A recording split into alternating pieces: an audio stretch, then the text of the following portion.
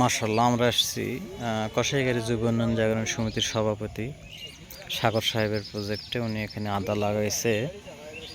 আদার গাছগুলা খুবই খুবই সুন্দর হয়েছে, খুবই সুন্দর হয়েছে এটা আদা। ওই পাশে আবার হলুদ লাগাইছে, আর একটু জুম করে দেখায়। হ্যাঁ, ওই পাশে হলুদ লাগানো আছে সাগর সাহেবের। তারপর আবার হচ্ছে এটার পাশে এটাতেও মরিচ ছিল, মরিচের ফাঁকে ফাঁকে হলুদ। মরিচ উঠে যাওয়ার পরে ওই হলুদের ফাঁকে ফাঁকে আবার এখন দিচ্ছে হচ্ছে বেগুন লাগাইছে। বেগুনের গাছগুলো খুব সুন্দর হয়েছে, খুব শক্তিশালী গাছ দেখে বোঝা যাচ্ছে।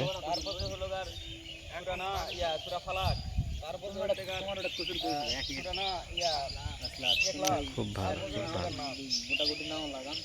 ঠিক আছে, আলহামদুলিল্লাহ, মাশাআল্লাহ, খুব সুন্দর। আর আজকে বর্ষার দিন, আবহাওয়া একটু